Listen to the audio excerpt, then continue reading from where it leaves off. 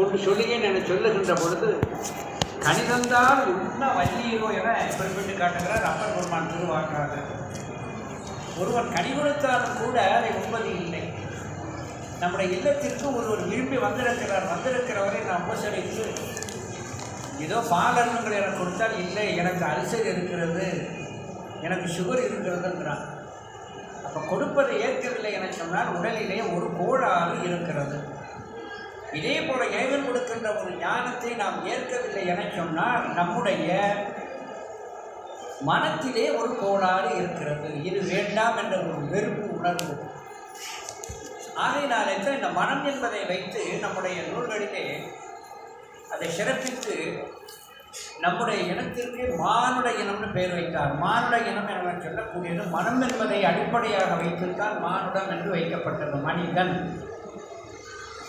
ஆறறிவு எனப்படுவது அவற்றுடன் மனனே என்று தொல்காப்பிய சூத்திரமே இருக்கிறது. ஆறறிவு என்று அவற்றுடன் மனனே என்று வரும். ஆனால் இந்த மனம் என சொல்லக்கூடிய ஒன்று இருக்கிறதே, இது எதை போன்றது என சொன்னால் இது நன்றும் செய்யும் தீயதையும் செய்யும். இந்த பால் என சொல்லக்கூடிய ஒன்று இருக்கிறது. இந்த பால், பசுவினது பால் இருக்கிறதே, அது உடம்பிற்கு நலத்தையும் சேர்க்கும், உணவாகவும் பயன்படும். ஆனால் சில குழந்தைகளுக்கு தாய்ப்பால் போதாது என சொன்னால் பசுப்பாலை விட்டு வளர்த்து விடுவார்கள். ஆனால் அதே பாலை ஒருவன் காய்ச்சாத 6 மணி நேரம் வைத்திருந்து ஒரு 5 நாள் குடித்தால் போதும், காச நோய் அவனுக்கு தானாக வந்து சேர்ந்தோம். எந்த பால் உடலுக்கு நலத்தையும் பலத்தையும் கொடுக்கிறதோ அதே பால் விஷமாகவும் மாறி விடுகிறது. இதே போல நம்முடைய நூல்களில் சொல்லி காட்டப்படுகின்ற பொழுது உணவுப் பொருளை இஞ்சின்னு ஒன்று இருக்கிறது. இந்த இஞ்சியை எந்த உபயோகத்துக்கு பயன்படுத்தணுமோ அந்த உபயோகத்தில் பயன்படுத்தணும். உதாரணமாக இந்த தேனை எடுத்துக்கொள்வோம். தேனை வந்து வெறுவயிற்றிலே சாப்பிட்டால் ஒரு பலன், நாம் உணவு எடுத்த பின்பு சாப்பிட்டால் ஒரு பலன் என்று சொல்லி காட்டப்பட்டிருக்கிறது. அது காலையிலே அழிந்தினால் ஒரு பலன் என்றும் இரவிலே அழிந்தினால் ஒரு பலன் என்றும் எல்லாம் பலன் மாறுபடுகிறது. எந்தெந்த இடத்திலே தேனை சேர்க்கக்கூடாது என்றெல்லாம் விதிமுறைகள் வைத்திய சாஸ்திரங்களிலே சொல்லி காட்டப்பட்டிருக்கிறது. இதே போல் இஞ்சி இருக்கிறதே, அந்த இஞ்சியை தொலியை சீவினால் அதுக்கு ஒரு பலன். இஞ்சியை நாம் கத்தியினாலே வெட்டி அதை சிறிதாக்கி பயன்படுத்தினால் அதுக்கு ஒரு, கல்லிலே போட்டு நன்றாக இடித்தால் அதுக்கு ஒரு பலன், சாரை மட்டும் இடித்து நான் பயன்படுத்தினா அதுக்கு ஒரு பலன், எல்லாம் அப்படி பல வகையாக சொல்லி காட்டப்பட்டது. இன்னும் வெற்றிலை என்று ஒன்று இருக்கிறது. இந்த வெற்றிலை என சொல்லக்கூடியது ஒரு உயர்ந்த வஸ்து. எந்த ஒரு விஷயத்தையும் முறிக்கக்கூடிய ஆற்றல் இந்த வெற்றிலைக்கு உண்டு. யாரையாவது ஒரு தேள் கடித்து விட்டது, அது எதுவோ கடித்து விட்டதுன்னா ஒன்றும் செய்ய மாட்டாங்க. ஒரு 2 வெற்றிலை எடுத்து ஒரு 4 மிளகை வைத்து நன்றாக கடித்தாலே தெரியும், அந்த விஷம் தானாக முறிக்கப்படும். அதே வெற்றிலையை வைத்து தனி ஒரு வெற்றிலை வைத்து அது கூட ஒரு பொருளை சேர்த்தால், வெற்றிலை மிளகும் சேர்த்தால் விஷத்தை முறிக்கும். இதே வெற்றிலையோடு ஒரு பொருள் இருக்கிற அந்த பொருளை சேர்த்து பசுவுக்கு கொடுத்தால் 3 மணி நேரத்தில் பசு இறந்து போட்டுரும். இந்த கிராமங்களில் அந்த பிடிக்காதவங்க பூரா சேட்டை பண்ணுவாங்க. ஆனால் அந்த பசுவுக்கு வெற்றிலையை எது வைத்து கொடுக்க வேண்டும் என்பது ரகசியம், அது சொல்லக்கூடாது. ஏன்னா நம்ம அதைத்தான் முதல்ல செய்யணும்னு நம்முடைய மனசு தூண்டோம். அதனால் அந்த வைத்தியர் அதை சொல்லவே மாட்டேன்ட்டார். ஆகையினாலே தீதும் நன்றும் என சொல்லக்கூடியது நாம் கையாளக்கூடிய ஒன்றிலே தான் இருக்கிறது. இப்போ நம்ம வீட்டு தோட்டங்களில் செடிகளில் பார்த்தோன்னா பார்ப்பதற்கு அழகாக கவர்ச்சியாக ஒரு பூ இருக்கும். என்ன பூ? நித்திய கல்யாணின்னு ஒரு பூ இருக்கிறது. அந்த நித்திய கல்யாணி என சொல்லக்கூடிய பூ இருக்கிறதே பார்க்க அழகாக இருக்கும், அரவணை மாதிரி இருக்கும். அப்படி இருக்கிற அந்த நித்திய கல்யாணியை யாராவது லேசாக கைட்டு தொட்டிட்டு மோந்து பார்த்தோன்னா வயிற்றுக்குள்ளே போனதை எல்லாம் வெளியே வந்துருக்கு. அந்த அளவுக்கு துர்நாற்றத்தை அது கொடுக்கிறது. சரி, இந்த துர்நாற்றம் உள்ள இந்த பொருளை ஆண்டவன் ஏன் படைத்தான் என்றால், இந்த கேன்சர்னு சொல்லக்கூடிய அந்த காசநோய் இருக்கிறதே, அது வந்தவர்களுக்கு இந்த நித்திய கல்யாணி இலையினை ஒரு 6-7 இலையை பறித்து அவர்களுக்கு விருப்பம் கொண்டால் அப்படியே உண்டோ அல்லது அதை நன்றாக நீரில் அவிழ்த்து ஒரு 10 நாள் குடித்தா போதும், காசநோய் கொஞ்சம் கட்டுப்படும். கொஞ்சம் கட்டுப்படுது. இறைவன் அதை மருந்தாக படைத்திருக்கிறார். எனவே ஒரு பொருளை நன்று தீது என்பதை நாம் கையாளுகின்றவரத்தில் தான் இருக்கிறது. இதே போல இந்த மனம் என சொல்லக்கூடிய ஒன்று இருக்கிறதே, அதை நாம் கையாளுவதை வைத்துத்தான் அது நன்று தீது. உலகிலே நீங்கள் நன்றாக கவனித்து பார்த்தா சில மருந்து பொருள் இருக்கும். இந்த மருந்து பொருளில் அதில் எழுதியிருப்பான் பாய்ஷன்னு போட்டிருப்பான். மருந்து பொருளை எழுதியிருப்பான். எது பாய்ஷன்னு போட்டிருப்பான். இல்லை விஷத்தை ஏன் கொடுக்கணும் என்றால் அந்த விஷம் என சொல்லக்கூடியதும் அதுவும் ஒரு மருந்து பொருளாக மாற்றப்பட்டிருக்கிறது. இந்த பாய்ஷன்னு போட்ட அந்த மருந்துகளை எல்லாம் மருத்துவரது பரிந்துரை இல்லாமல் நாம் அதை வாங்கி சாப்பிடக்கூடாது. அதெல்லாம் ரொம்ப எது உள்ளே சாப்பிட்றதுக்கு பாய்ஷன்னு போட்டிருக்கு அந்த மருந்து. இப்போ என்ன பொருள்? மருந்தும் அங்கே என்ன செய்யப்படுகிறது? அங்கே நமக்கு ஒரு நல்லதை செய்கிறது. அந்த விஷமும் நல்லதை செய்கின்றது. உதாரணமாக நான் சொல்கிறேன், பாம்பு கடித்து சில பேர் மீண்டுருவான்.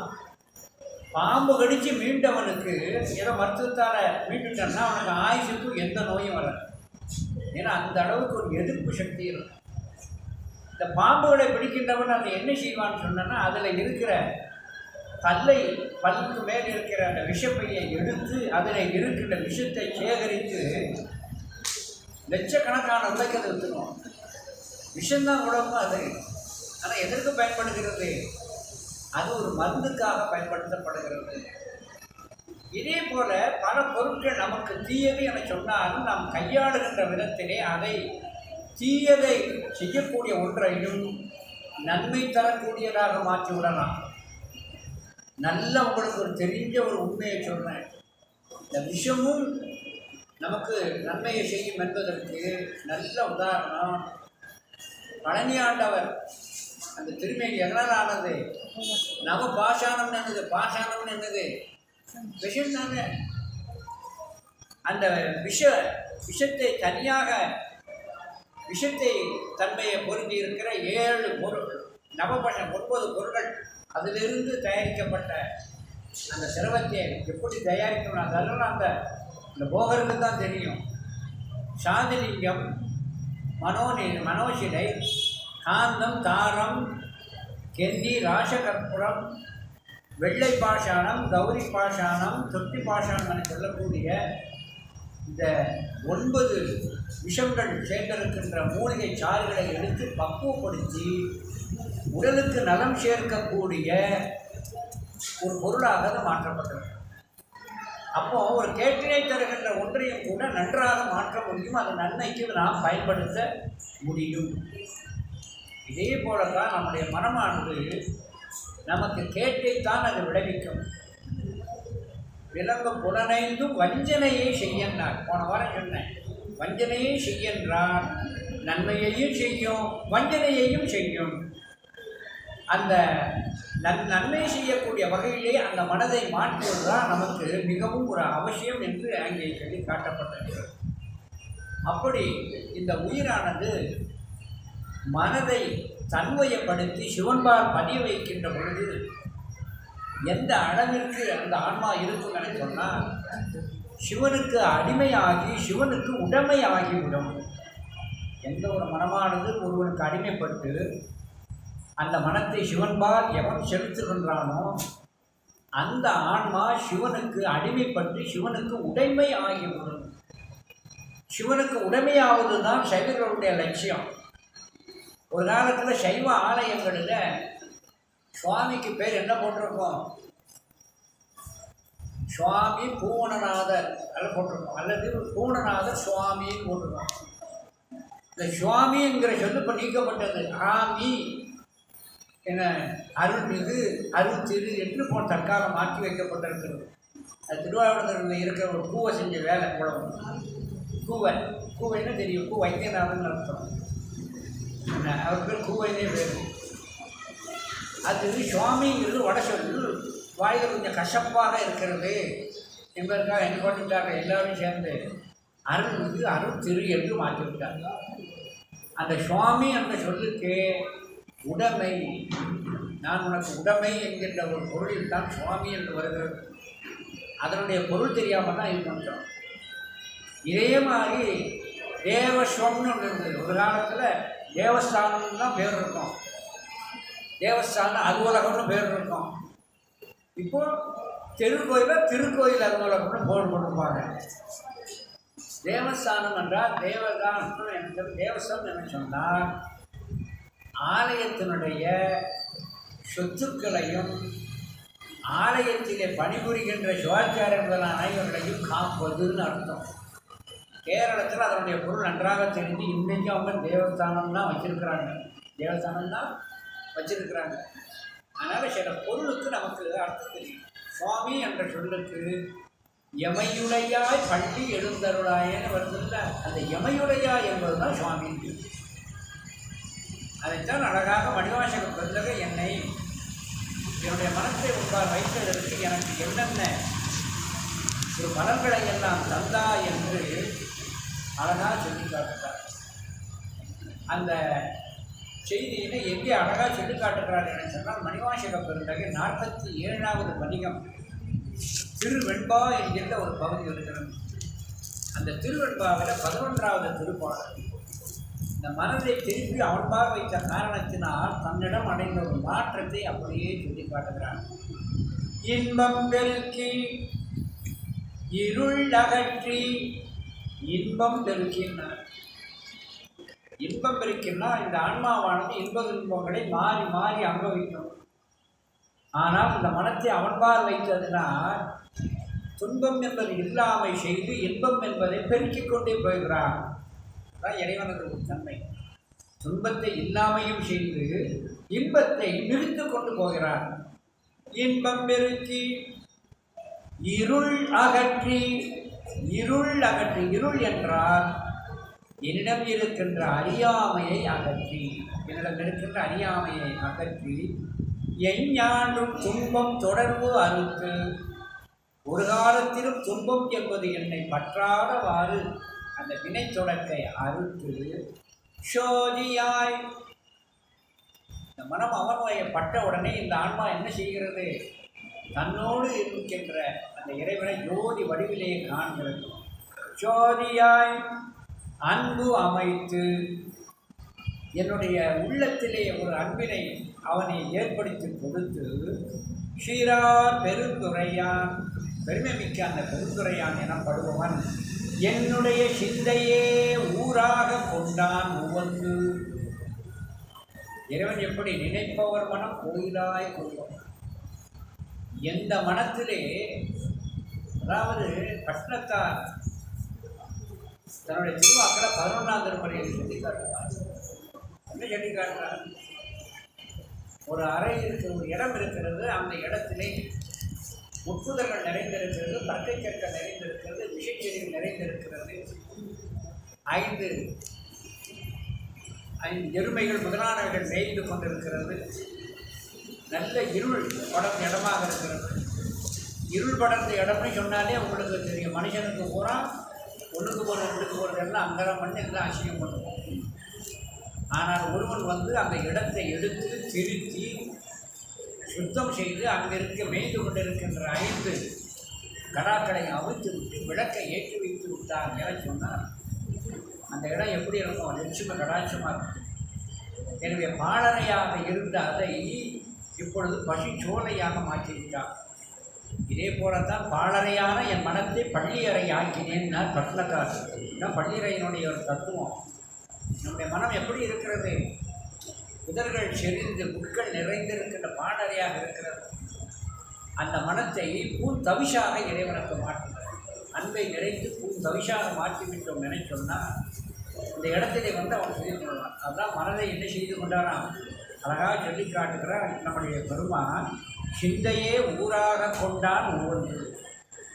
அந்த இறைவனானவன் அப்படி தூய்மையான அந்த மனதை பாடலை மாற்றி பள்ளியறையாக மாற்றுகின்ற பொழுது அந்த சிந்தையையே இறைவனானவன் தன்னுடைய சிவபுரமாக மாற்றி விடுவான். அதுதான் ரொம்ப முக்கியம். நம்முடைய மனம்தான் அவனுக்கு சிவபுரம் என்று அங்கு அழகாக சொல்லி காட்டப்பட்டது. இந்த திருப்பாட்டங்களோட வாசிக்கிறேன். இன்பம் பெருக்கி இருள் அகற்றி துன்பம் தொடர்பு எஞ்ஞான்று துன்பம் தொடர்பு அறுத்து சோதியாய் அன்பு அமைத்து சீரார் பெருந்துரையான் என்னுடைய சிந்தையே ஊராக கொண்டான் உவந்து. எனவே ஒரு ஆன்மாவானது சிவத்தை காண்பதற்கும் அறியாமையிலே மூழ்கி கெடுவதற்கும் காரணம் அவனது மனமே. எனவே அந்த மனத்தை நாம் எந்த அளவிற்கு செம்மைப்படுத்துகிறோமோ அந்த அளவிற்கு இந்த ஆன்மாவானது சிவத்தை கண்டு பேரின்பத்தை தொடர்ந்து நுகர்ந்து கொண்டிருக்கும். ஆகையினாலே தான் இந்த மனத்தை நாம் கட்டுப்படுத்துதல் வேண்டும் என்பதற்காகத்தான் விரதங்கள் முதலானவைகள் அங்கே சொல்லி காட்டப்பட்டிருக்கிறது. அந்த விரதங்களை காப்பதற்காகத்தான் வருகிறது. இந்த புரட்டாசி மாதத்தில் மகாலயபட்ச அமாவாசைகளில் விரதங்கள் மேற்கொள்ளும். சைவர்களுக்கு திருவிழாக்கள் கிடையாது, விரதங்கள் தான். இந்த நவராத்திரி விரதம் என்று சொல்லக்கூடிய இந்த மகாலயபட்சத்தில் எப்போ ஒரு மாதம் முன்னாலே ஆரம்பிச்சிடணும். தேய்வரை எப்பொழுது தொடங்குகிறதோ அப்பொழுதே ஆரம்பித்துவிடணும் என்றெல்லாம் சொல்லி காட்டப்படுகிறது. காரணம், இந்த மனமானது எளிமையிலே கட்டுப்படாது. நம்முடைய மனம் வந்து எப்படி எளிமையிலே கட்டுப்படாது. இது எளிமையிலே கட்டுப்படாது என்பதற்கு யாரும் கோச்சிக்க வேண்டாம். தாய்மானவர் சொல்றார், இது புருஷனுக்கு அடங்கா பூவை போலன்னார். கலியுகத்தில் எப்படி இருக்கும்? புருஷனுக்கு அடங்கா பூவை போல் தன்னுடைய இஷ்டப்படி தன் விருப்பத்தின்படி ஒரு இயக்குகின்ற அந்த பெண்ணை போலதான் இந்த மனம் என சொல்றார். ஏன் இந்த உண்மையை சொன்னார்? கணவனுக்கு கட்டுப்பட்டு நடத்தல் தான் பெண்களுக்கு இலக்கணம். இதே போல ஒரு மனம் என சொல்லக்கூடியது ஒருவனுக்கு அடிமைப்பட்டு நிற்கும். ஆனால் இது எப்படி அடிமைப்படுவதில்லை? எதற்கும் அடிமைப்படுவதில்லை. காரணம், சேர்க்கை சரியில்லை. 5 பேர்கள் கூட்டாளி. அந்த 5 பேர்கள் சேர்க்கையின் காரணத்தினாலே அவரவர்கள் போக்கினை இழுத்து சென்று இந்த மனத்தை அலைக்கழிக்கின்றார்கள். ஆகையினாலே தான் இந்த மனதை எளிதில் அது கட்டுப்படாது, கட்டுப்படுத்தப்பட வேண்டும் என்று சொல்லி காட்டுகிறார். இப்படி சொல்லுகின்ற பொழுதுதான் இந்த மனதை அடக்குகின்ற அந்த தன்மையை சொல்லுகின்ற பொழுது நம்முடைய திருமுக தேவநாயனார் அடுத்த திருமந்திரத்தில் சொல்லி காட்டுகிறார். 5 உலசிங்கம் அடவியில் வாழ்வன. 323வது திருமந்திரம், தொடர் எண் 2026. 5 உலசிங்கம் அடவியில் வாழ்வன, அஞ்சும் போய் மேய்து தம் 5 அகமே புகும், அஞ்சின் உகு